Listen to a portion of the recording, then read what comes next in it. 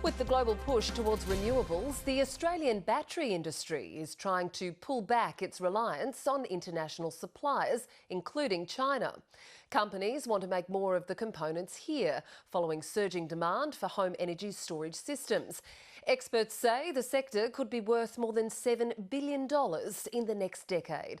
But after what happened during the mining boom, will this next energy revolution be any different? Emilia Terzon investigates.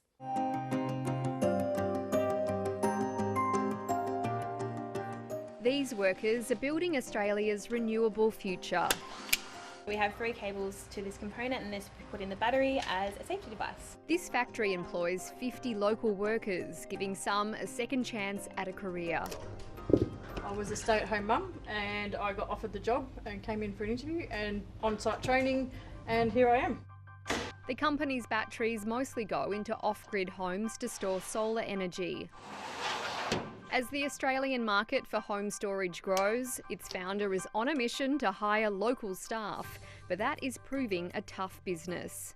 We're competing against markets where there's high levels of government support, where there are lower wages, where there are tariffs to protect their own markets.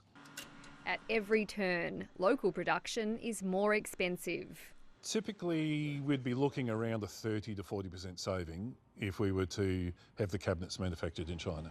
Lithium is one of the most critical metals when it comes to making batteries, and the world's biggest exporter of it is Australia. We've got nearly 50% market share at that segment of the battery value chain, but it falls away quite significantly after that. China, followed by South Korea and Japan, dominate the next stages of production.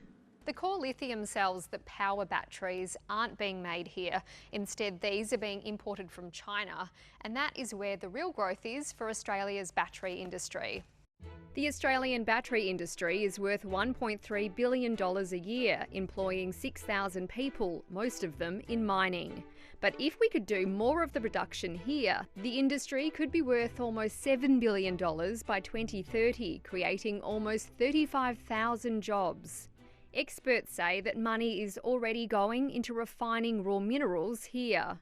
For example, in Western Australia, more than $2 billion is currently being invested in purified battery chemicals plants, lithium hydroxide, nickel sulphate. So we can see momentum moving downstream from mining. And new players say they'd turn those locally refined minerals into lithium cells.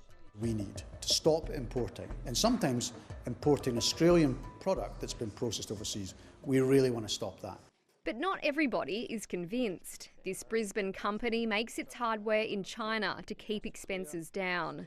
Cost of the system is the single hurdle to broader uptake in Australia right now, and so we need to attack it from that perspective. He believes that pushing for an end-to-end local battery industry is more about nationalism than sense.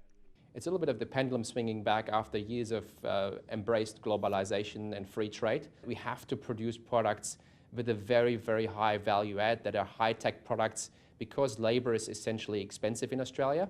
His company is focusing on software development, which employs 35 local workers.